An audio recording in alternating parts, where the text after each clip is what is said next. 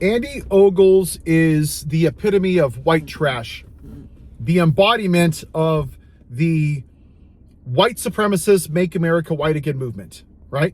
This comment that Muslims should not be in America, it's disgusting. But coming from a white supremacist who goes to Klan rallies, it's not unsurprising. So Randy, why don't you have a seat and chew on your crayons while I actually educate you about who the actual cancer is in the United States of America. So when Zohran Mamdani ran for office, you posted pictures of airplanes crashing into the trade centers on 9/11 because they were brown people, and you're such a racist piece of shit that fed into your thing. So let's actually talk about who the actual problem is with America, okay? White people.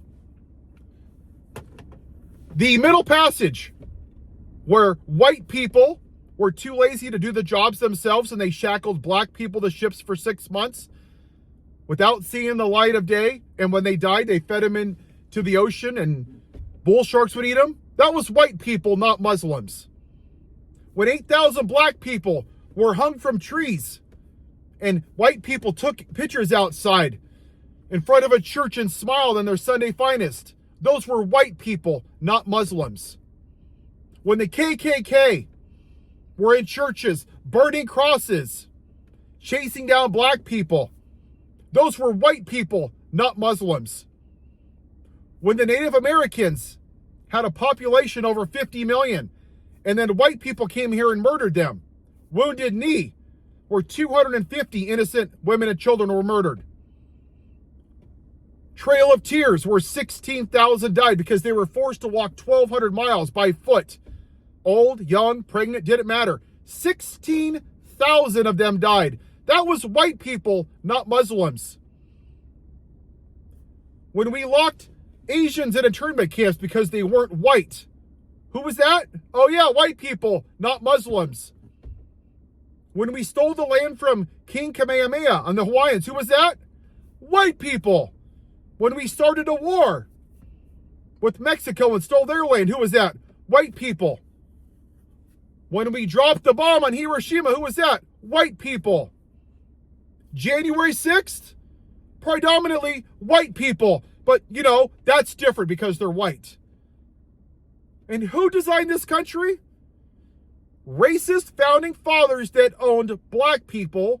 But how did they design this great Christian nation when we're all made in the same image of God? Oh, yes, for 21-year-old landowning white men that owned land. Not Muslims, white people. When could black people vote? Just curious. So from 1776 to when? The 1960s.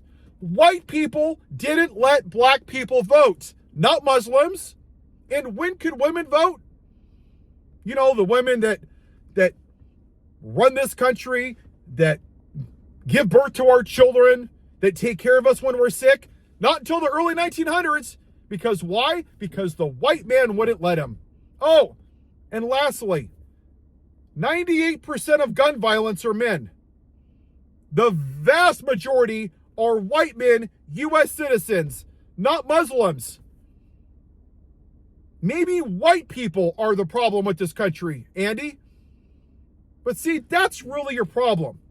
You think because you were born white that somehow you're entitled to some wonderful life. That somehow you're supposed to be treated differently. That you believe in a God that says that we're all created in the image of God, and yet every time somebody that's white that does something wrong, like, I don't know, let's hypothetically say there was a president that's a rapist and a child molester who causes an insurrection, who's a convicted felon, who asks for the execution of black men. Hypothetically speaking, you would be against that, right? Because that would be wrong. Oh no, you wouldn't. You would actually put him in the White House. Why? And that brings us to why we're actually here as a country. Because people like Andy Ogles speaks to his 6-teeth white trash base. I think it's in Arizona where he lives, right? Traditional family values, white America. They were triggered by a black man in the White House. Ironic, isn't it? The White House.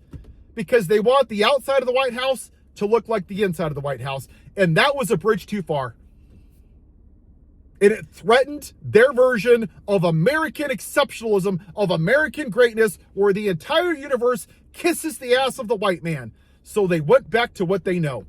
The most bumbling, dumbass, incompetent president plantation owner that talks about Hannibal Lecter and windmills and sharks that cause cancer. Who literally stares at the sun without sunglasses and has no idea what day of the week it is because he's a white man. My friends, it is that simple. It is that simple. 77 million people voted for this dumbass president.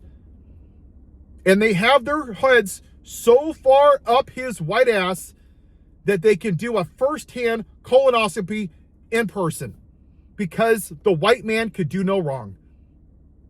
And the sad reality is, a lot of this country would rather burn the republic to the ground.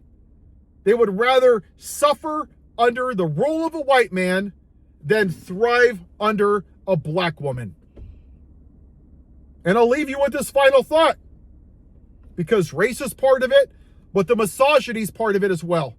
250 years into this experiment, into this racist experiment, 51% of our population are women, and somehow we've never elected a woman because people like Andy Biggs and the MAGA movement, they want to maintain the white male patriarchy. That is a fact. Have a white day.